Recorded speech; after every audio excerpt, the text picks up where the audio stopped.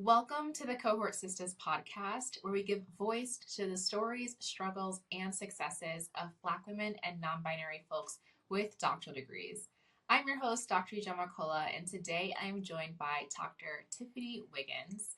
Our guest today has over a decade of experience in higher education, is not only a practitioner and scholar, but also an advocate for transformative mentorship in Black communities. Dr. Wiggins earned her PhD in Education Leadership from Old Dominion University and is the founder and creator of Black Girl Mentor, a digital haven and community of practice dedicated to mentorship by and for Black women and girls, aka speaking my language. But her contributions don't stop there. As an ICF certified life and academic coach, Dr. Wiggins partners with individuals, groups, and organizations through her firm Noir Coaching and Consulting, guiding them toward clarity and progress on their personal, professional, and academic journeys. Beyond her professional achievements, Dr. Wiggins is a proud mother and an enthusiast of travel, collecting denim jackets, and exploring new restaurants. So thank you so much for being here with us, Dr. Wiggins. Yes, thank you. So happy to be here. I was like, I don't have anything else to say. That intro was amazing. So thank you for having me. So thanks so much for joining us today. I'd love to know a little bit about who you are outside of your accolades. Where are you from? Where do you currently live now? And what is with your obsession with denim jackets? Honestly, I am just, I like to call myself a sister friend, right? Like I'm an introvert, so I like to spend a lot of time at home, but, or with, friends. As you mentioned before, I do enjoy traveling with, that could be solo, that could be with my sister, with family, or a nice girls trip. So that is me. I spend a lot of time with my daughter, who is, she'll be 12 in a couple of months and just entered middle school. So it's a very interesting time. So we spend a lot of time together learning about her world and me trying to navigate her through this world. So that is how I spend my time. You mentioned, I enjoy the fall, which is coming up. So that's really exciting. I am a denim jacket collector. So my daughter's always like, why do you have so many denim jackets? So I do that and love to spend time going to Target. So I probably go to Target multiple times a week, whether for a purpose or just to kind of be in the atmosphere. But yeah, that is me outside of my professional accolades. Nice. Oh, a woman of my own heart. I love Target like so very much. So I'm curious, actually. You mentioned having a daughter who is about 12. How has being a mom and being a mother of a girl shaped your professional and personal passion for mentoring Black women and girls? Yes. Oh, such a good question. Honestly, if it wasn't for her, I don't even know that I would have if my mind would have been open to the path of mentorship, right? In terms of it being kind of a professional and purposeful passion for myself. Honestly, having my daughter and even as a mother, before I even had her, knew that she was going to be a girl. I just knew I was a girl mom. Like I just had to have a daughter, and not for the frilly, and pink and bows and that sort of thing. I just felt so deeply connected to Black women and girls. So having her really opened my eyes up to the state of Black womanhood, to be very honest, and the fact that I went natural was because, or back to natural, was because of my daughter, because I was raising her and she had this really thick, coily hair and I wanted to take care of it. And I thought it was so beautiful, but because I've been raised, with relaxed hair for so long, it forced me to kind of learn what to do with it. And then I was like, why am I putting these chemicals in my hair? Let me change it for myself as well. So, it was that, or the decision to pursue a PhD, which led to, my passion for mentorship, which we can definitely talk about further. But it was knowing that I wanted to pursue the PhD and what that was going to mean for her and, my legacy, really is what pushed me through. As I was going through that process, she was very young, somewhere between, well, when I graduated with my PhD, she was 5. So she was pretty young, and even the decision to pursue the PhD at that time I had to make the decision, do I take all this time and focus on this dissertation while she's young and she may not remember, or do I wait until she's a little bit older and a little bit more understanding? And I just knew that those older years as a young Black girl in this world, that I needed to be more present at that time. And I knew I had a friend whose mom had also pursued a PhD when she was a little bit older, and there were some feelings about that, right? Like there was these memories that she had of her mom kind of really being in the dissertation phase and kind of not being as present as she would have liked her to be. And that kind of resonated with me a lot. And so that came into my parenting, my decision, to pursue it while she was much younger. But yeah, all of that. And then even my topic of my dissertation, looking at Black women in student affairs, because I'm like, I can't be going through this alone. What are other Black women going through? Because at the end of the day, this was all for her, right? I needed to be a good mom. I wanted to be a great professional. I needed to be a role model. And I wanted her to have other role models of Black women. So to really explore that all came from me being a mom to my daughter. Yeah, I love that. And why I asked that question is because I recently had a second kid, and I was one of those people who, and I still kind of believe this, but I really was committed to like believing that like nothing would change having a boy and having a girl. But I will say, like, now that I have a little girl, I feel like my passion and my commitment for supporting, equipping, and encouraging Black women and Black girls is like tenfold now that I have one of my own. So I appreciate your reflection and your description of how integral your daughter was to your academic journey, to your professional journey, and really to kind of cultivating who you are as a scholar practitioner. So I love that. I'm right there with you. Let's kind of wind back. What made you pursue a doctoral degree? Why were you interested in pursuing one in the first place? How did you get interested in educational leadership? Like, why kind of pick that path to pursue as a course of study? Yeah. So my professional background as a higher ed professional practitioner, administrator, came from my own journey as going to college, right? So I was joke that you don't know about this profession unless you go to college. So as an undergrad, really got connected to campus life, was very involved. I went to a small liberal arts college in Virginia, so that allowed me to be very close to administration, be very close to kind of, decisions that were being made regarding student life. Some of the senior leaders, really gravitated towards me and I connected with. So at that point, I kind of made the decision like, oh, higher ed, kind of taking this path is for me. And it resonated very well with me. I understood it from a business standpoint and political standpoint.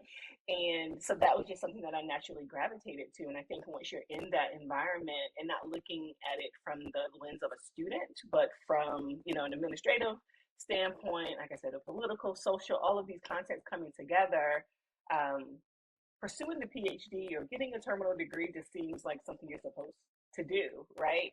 And a lot of people around you have them. And as I'm looking at, okay, well, what's next, my professional journey, I'm seeing PhD as, one of those criteria, sometimes required, sometimes preferred. But as I continue to explore the profession, I recognize that, okay, yes, this is helpful perhaps to get a job here, but also this opens doors to being able to do other things, right? To be able to teach, to be able to really, gain credibility in writing a book, to be a consultant, to do all of these things that really resonated with me, was very appealing to me. So that's kind of where the seed was planted in terms of getting the PhD.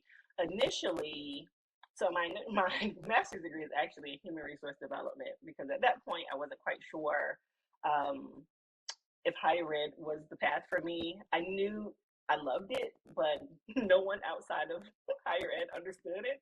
And so when I have family and friends being like, what is this degree? What are you talking about? So I kind of felt some pressure to take a more general approach to my master's degree. So I got a master's in HRD, but then as I'm going through that journey, I really was like, no, this is where I need to go. This is where I need to be. And I didn't want to get a second master's degree And I was able to find an EDS program or a postmaster's program in higher education. So it was the next step up, but wasn't a second master's degree. So it kind of was a good hybrid opportunity for me to explore doctoral level work without the pressure of the dissertation at that point, but also allowed me to take jobs on within the field that I would still be eligible for. So, long story short, go through my EDS program in higher education. And that, of course, allows me to work in the field. Fast forward, I'm in Washington, D.C., working in a student affairs and academic affairs capacity. That particular university, George Washington University, which is where I have my master's from, I applied for the PhD program there. I was there. I was not a mom at that point, and I was like, you know what? They're here. They're going to pay for the majority of the degree. Let me go ahead and apply and see what happens. I apply for the program there, do my interview, I get accepted, and then a few months later, I do find out I'm going to be a mom, which I was like, okay, we'll figure it out, and end up having to go on bed rest halfway through on my way to starting the program that summer. So I was like, okay, well, we'll defer a year. Now. I'm a mom to a newborn, and I'm like, there's no way I can handle a PhD at this point. And so I defer another year. And then at that point, my daughter's father and I decided to move back home to Virginia to be around family because we were the only ones there to move. So to be closer to family, have more support. So I just kind of gave up GW for a while, started working at Old Dominion University, which again, that was where I got my EDS from.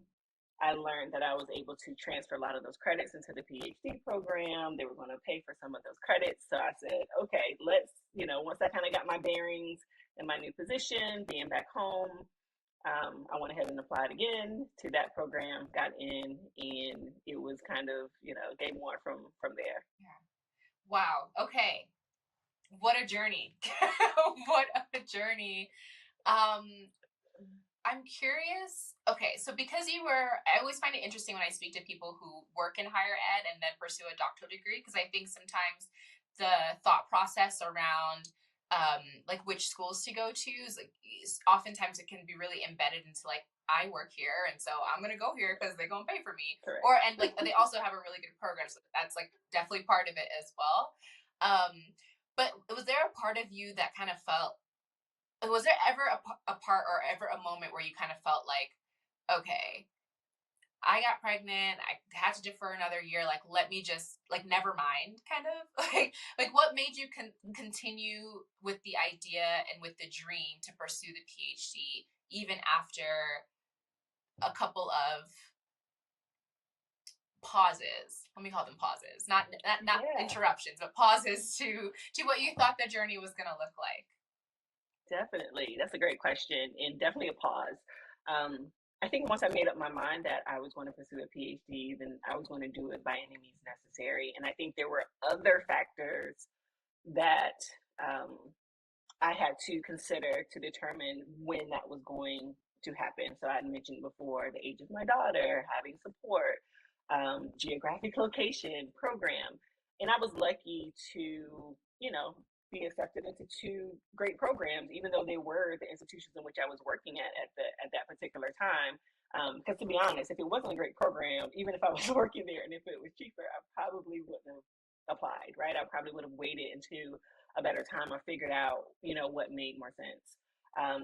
You mentioned the piece about working at the institution in which you pursue your doctorate. And in some ways, it does feel like I didn't have the same experience as other doctoral students. And what I mean by that is having worked in higher education, having worked with doctoral students and still do to this day, and even helping them to apply to programs or consider the decision to pursue a PhD or EDD, I see that journey, right? They're looking at these different programs, they're visiting the campuses, they're talking to different faculty, they're trying to figure out who aligns with their research interests, right?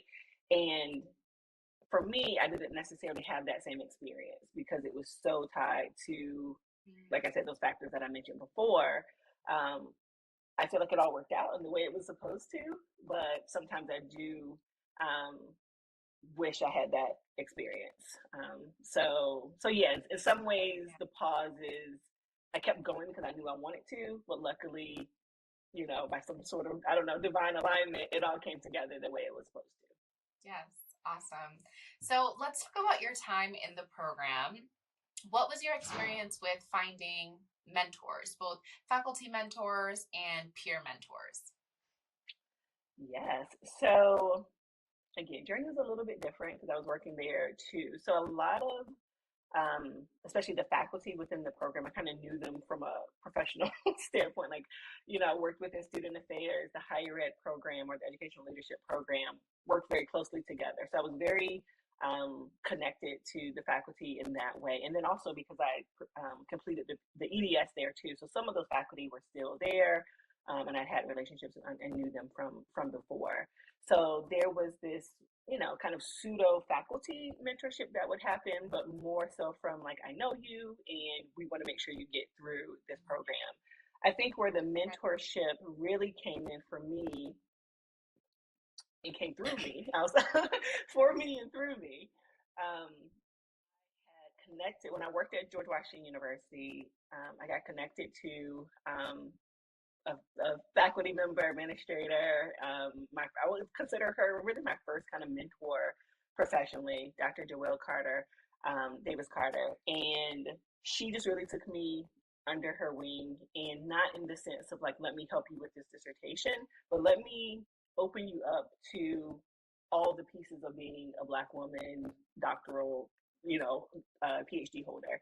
And one of the first things she did, not only helping me, get a job in the field, but also like open me up to like going to conferences, right? She was like, okay, this conference has a call for programs.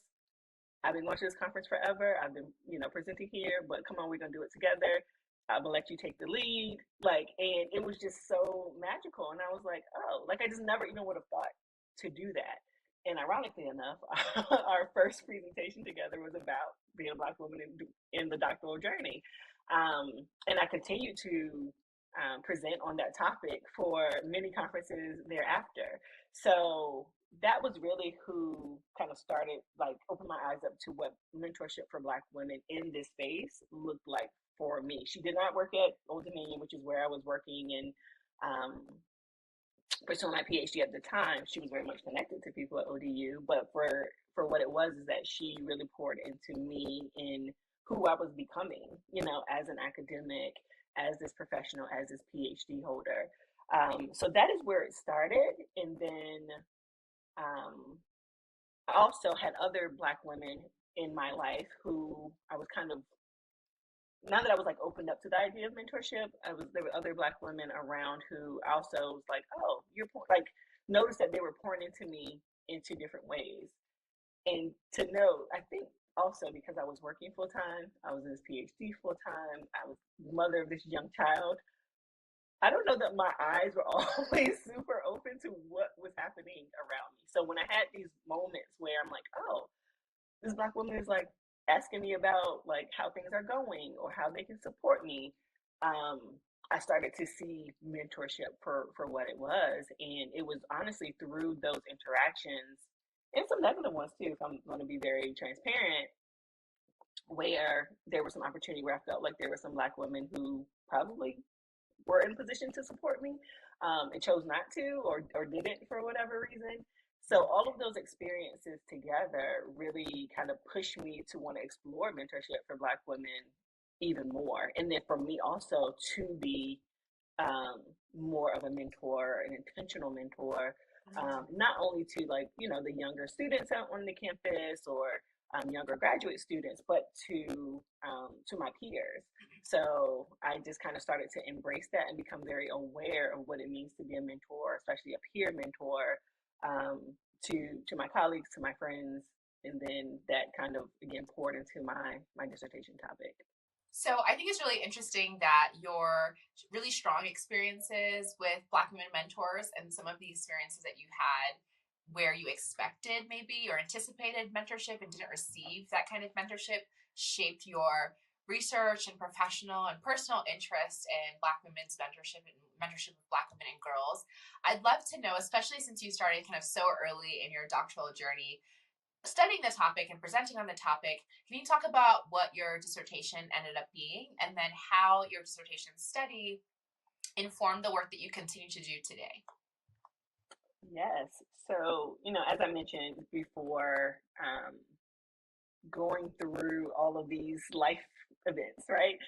At the same time, really, kind of drove me to the decision to pursue the PhD, but then also while I was in it, trying to kind of help me frame what my topic was going to be. And initially, I was looking at kind of the intersection or something regarding like the professional and the personal intersections of Black womanhood, right? Like, how do those things come together? What does that look like?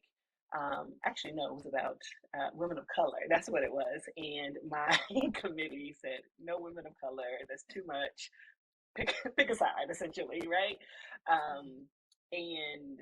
But then, like I said, this I don't know, fire was burning me regarding mentorship. And I think because I was having this like real life, real time, these experiences that were kind of like polar opposites of one another, right? I'm having these amazing mentorship moments on one side, and then others where I'm like, what is happening? Like, this doesn't make any sense. So I really wanted to explore that because I was trying to find out, was this just me, or were other Black women, especially within student affairs, like, what was their life looking like? How were they experiencing mentorship?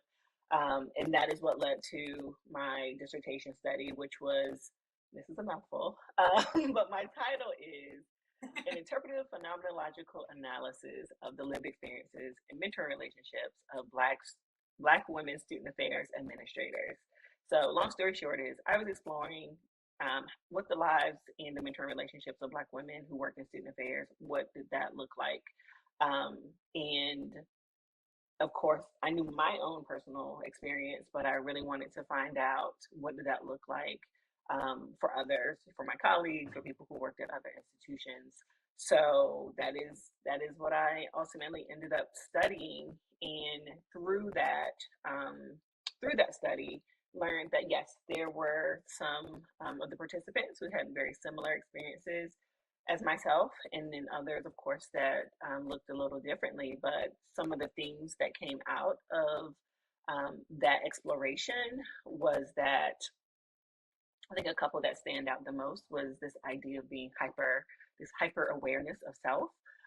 So as Black women working in student affairs, even though it may feel like a more liberal field and profession, that we still feel like we have to, prep before we send an email, before we, depending on where we're going on campus on that particular day, how we're going to dress, how we wearing our hair for a presentation versus being in the office all day. How do we present ourselves when we're in certain meetings? So there was just this hyper fixation around, who we are, how do we present ourselves? So that definitely came up. And then with mentorship, there was this deep desire for Black women student affairs administrators, for them to have mentorship, not just by another woman, but particularly from Black women. But there were a lot of challenges that they faced in being able to receive that mentorship. Whether that was there just weren't any Black women around them at their institution, in their respective communities, in their department, or what have you, that were available to them who could serve as a mentor. Sometimes they would enter into new roles, new schools, what have you, and maybe their supervisor was a Black woman. And they were excited about the possibilities of mentorship there, but that person, because they probably were the only one before, or they had so much on their plate that they didn't have capacity or desire to be a mentor to that person. So those are kind of two big things that stood out. And then also the idea of having to kind of negotiate your life regarding those personal and professional pursuits. As a Black woman, you're not just, if you do have children or you're taking care of maybe family members or what have you, those are other things that you have to consider. Also working in a profession where it's not always just 9 to 5, there's a lot of nights, a lot of weekends that you have to dedicate your time to. So how do you negotiate that?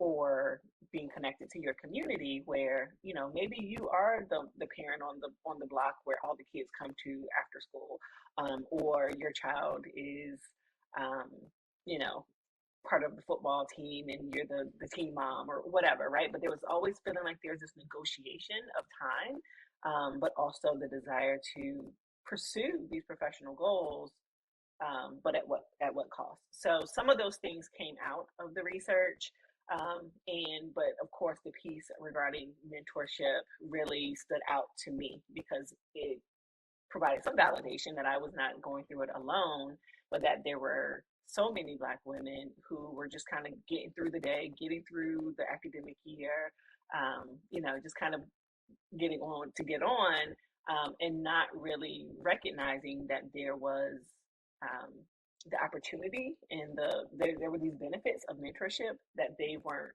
necessarily getting. They wanted them so bad, whether or not they named it as such, but they wanted these things and they wanted it particularly from Black women, but that they weren't able to get it and thus weren't able to reap the benefits from it. Um, so all of that sparked. So of course, I finished the dissertation, I presented, I became Dr. Wiggins. But what kind of like started up in me was this idea of like we need to talk more so about Black women in mentorship. That we need a space, for more articles and more literature to be created on the topic, because there was definitely a dearth as I was creating my literature review. But also, we need to have more conversations about it. Black women need to be more aware of the benefits of mentorship, where to find mentorship. Um, and then those who were also felt like there were those who were in a space to be able to provide mentorship for Black women, taking into consideration the nuance of their life, the dynamic nature of Black women, that there needed to be more, conversation around that, more, tools and resources put into that conversation. So, as a result of that, I created a platform, community of practice called Black Girl Mentor, that really, centers the power, the purpose, the practice of mentorship specifically for Black women and girls. Okay, thanks so much for sharing how your dissertation research really tied into the work that you do and the work that you are pursuing. I would love to know just like what one high point of your doctoral journey was and like what was a low point. So like one of the main successes and then one of the main challenges that you experienced. Yeah, so some of the challenges that I experienced during my dissertation journey, was, I think, time, of course, was a big one. Trying to balance, being a mom, being a full time, professional, being a full time professional. Part of the way I was in a partnership, and then half of the way that partnership ended. So also managing that. And I think it's important to mention that. I know people are like, why are you sharing that part? But I do think that is really important because the dissertation journey, it takes up so much of your time, your energy, your motivation, right? And when you're kind of managing all of these other major life events at the same time, it does impact your ability, can impact your ability to finish that process. So all of those things were happening, at the same time, and especially once I got into the actual dissertation phase where I was no longer taking classes and it was all for me, right, to kind of get this get this thing going. It became even more important for me to create a schedule and a calendar that worked. Finding time to write, could be really challenging. I was very fortunate that the offices that I worked in, um, there were other people who were pursuing PhDs, even in leadership. So they were very understanding of what I was going through.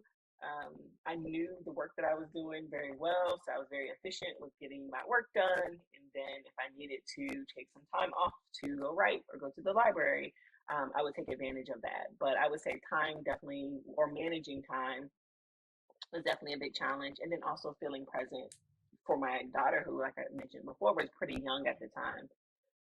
I remember having to learn that, I cannot do anything regarding this dissertation while she's still awake.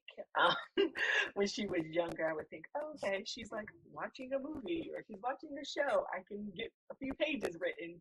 And something about that laptop opening up where she just became laser focused and it was all about me. And I would get so frustrated. And I was like, you know what?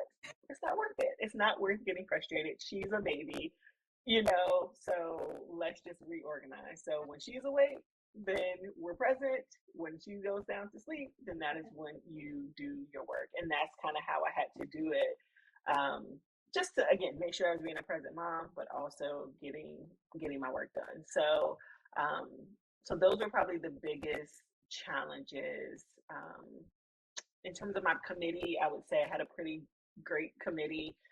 Again, being on campus with the department, I think that made things very helpful. So if I needed to run over and talk to my chair, that wasn't really too much of an issue. A lot of times he would walk over and check in on me, which was really nice. And I know that is not the experience of many doc students, but so there I didn't have too much of a challenge. I would say just time really was the biggest one for me. So after you finish your doctoral program, what were some of the things that you did before you decided to start your consulting business?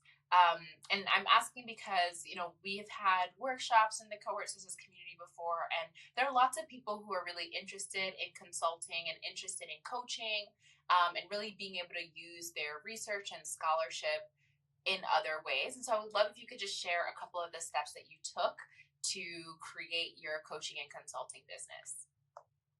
Yeah. To be very honest, it kind of happened. It wasn't intentional. I'll say that, right? Like it wasn't a plan where I was like, once I finish this PhD, I'm going to do XYZ for a couple years and then I'm going to start a consulting business. It didn't quite happen that way. Immediately following me completing my dissertation and graduating with my PhD, I stayed working at the same institution for a little bit. And then and I also took on, I was really fortunate to be able to get an adjunct professor role the following semester after graduating. Just some circumstances within the department allowed that opening to happen. So I also took on took on that role as well, but stayed with that institution for about another year, about a year and a half. My supervisor at the time, probably a couple months later, was abruptly retiring. She was like, "Oh, I'm retiring," and we had our office was very much responsible for a huge initiative happening over the summer. So I kind of had to step in as interim and lead that office for about 8 to 9 months. And unfortunately, when the actual position went on to be, posted, I was not selected. So that kind of was like, okay, writing's on the wall, it's time to go. So I know. Yeah. So, okay, wow. Black women at work, right? So, but yeah, let that work for flawlessly, might I add, for quite some time, for a little less than a year. And then, went up for the position and was not granted that position. So, and because I'm always like, nothing is guaranteed. So I kind of started putting some feelers out myself and some other opportunities. So by the time they hired the new person, I was pretty much on my way out the door for another opportunity at another university in another state. So I stayed at that university for about a year, and then I left to come to another university here in North Carolina. So right now, I mentioned before I'm from Virginia, but currently based in Raleigh, North Carolina, and I've been here about 4 years. So came here for a director level role here at a university, and stayed there for about a year and a half. So through that, I'm like, okay, I'm starting to have feelings about, okay, what do I want to do with this higher ed career? I had some friends who worked in like tech and other industries that were like, you need to come over here. There's opportunities for you. And I'm like, what am I going to do outside of higher ed? This is all I know, right? I'm like, I've been, raised in this profession. And so I really was trying to negotiate all of that. Like, what does that look like? And like I said, stayed there for about a year and a half. Opportunity presented itself at an ed tech company that allowed me to work with institutions of higher education, but also in a with mentoring programs. So it was kind of everything came together, and because there's a lot of there is research around the impact of mentorship in student success, and as well as retention and persistence and all of these pieces. It still allowed me to tap into the scholarly parts of me, right? So I'm in this new environment at Tech, but I'm also doing research around it. I'm still connected to higher education. So things were looking out for me. And in that, I'm like, okay, like you can do this, right? Like you don't have to stay in one space. You're gaining all these skills and experiences. And then I decided to pursue becoming a credentialed coach. So I took on a coach training course. That took a few months, and then there's some other requirements that you have to do before you get your credential. You're certified initially, but it takes a while to actually get the coaching credential. But through that, I'm like, oh, there is an opportunity to scale your work and to have great impact, and not just work you can work one-to-one with students or people in the community or what have you. So it really opened my eyes up to starting this coaching and consulting business. So I kind of just took everything that I knew and was doing already. People were already reaching out to me about certain things anyway. So I was like, well, let me just like legitimize this and put it into a business. And then as I began to learn more about the coaching industry, started to, of course, put some of those business practice into play. Very much so started out as a side hustle. So let me be very clear about that. I didn't just like take the leap and and like leave my job initially. Started out very much as a side hustle, and then continued to work in ed tech for 2.5 years. And then earlier this year, I left that position in that organization and went full time into the business.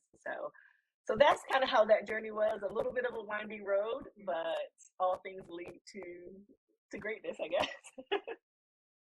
Yes, and congratulations on going full time this year.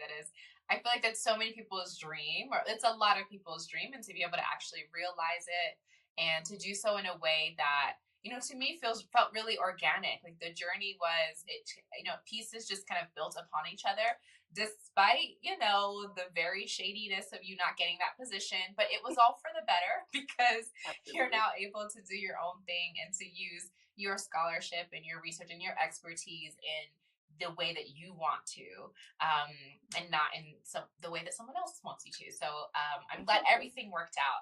So as we wrap up our discussion today, we like to ask all of our guests on the Cohort Sisters podcast 2 final questions. One is, if you had to do your doctoral journey all over again for some very strange reason, what is one thing that you would do differently?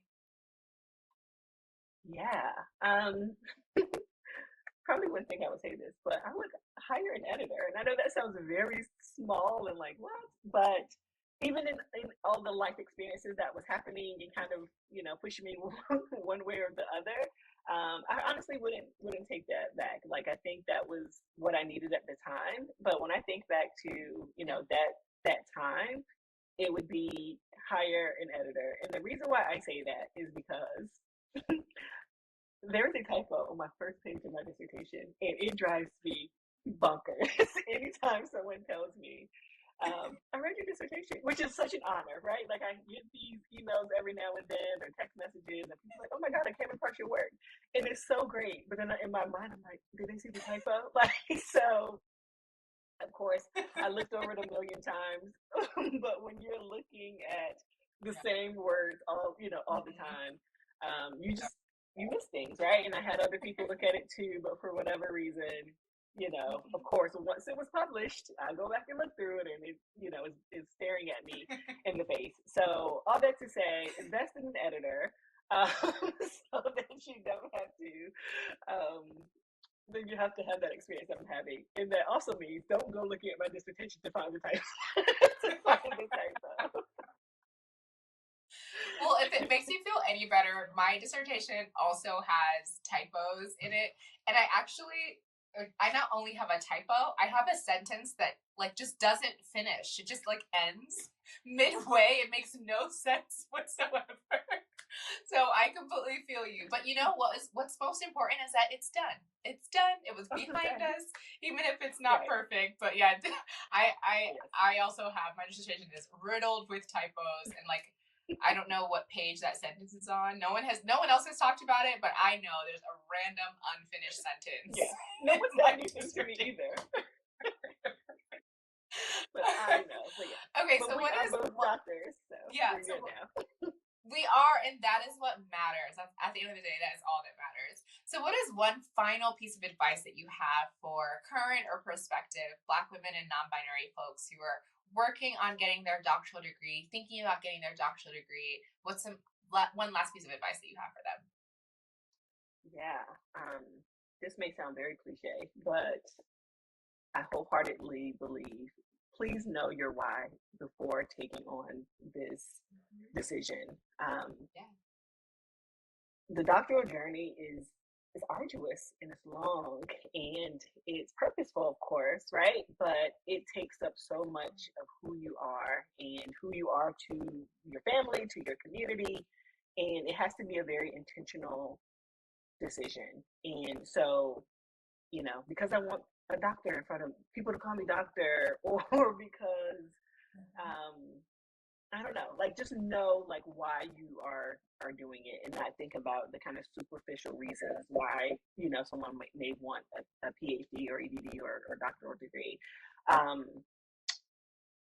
I tell people come to me all the time, like, I'm thinking about a PhD, or I'm thinking about, pursuing my doctorate, like, can we talk? And I'm like, yes. And I'm like, why do you want to do this? Yeah.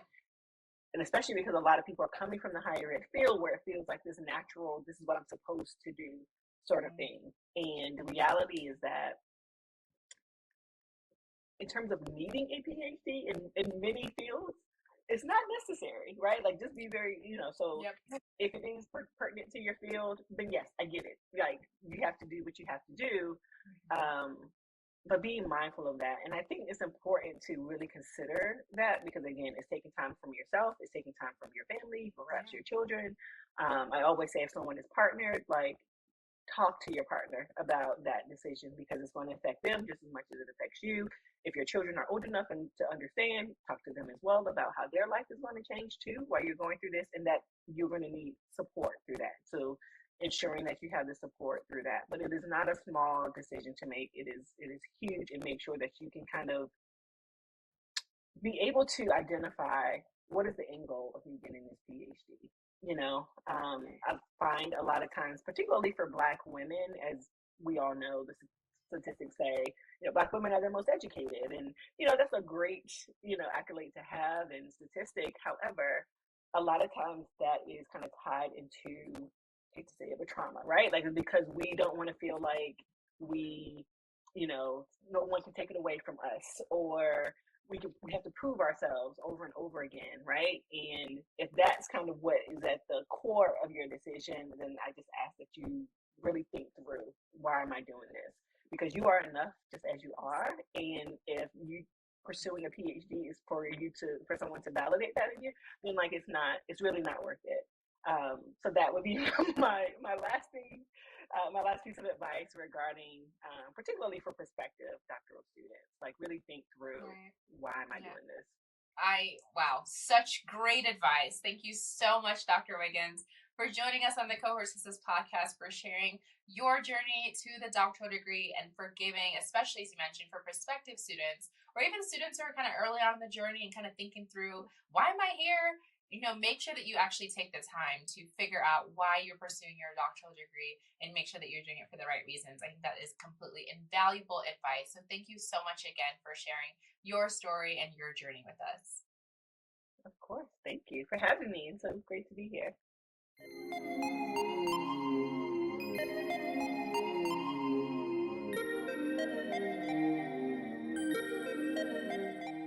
Thank you again for listening to this week's episode of the Cohort Sisters Podcast.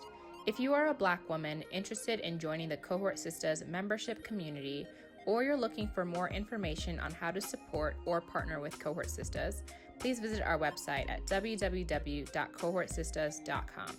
You can also find us on all social media platforms at Cohort Sisters. Don't forget to subscribe to the Cohort Sisters podcast and leave us a quick review wherever you're listening. Thank you so much for joining us this week, and we'll catch you in next week's episode.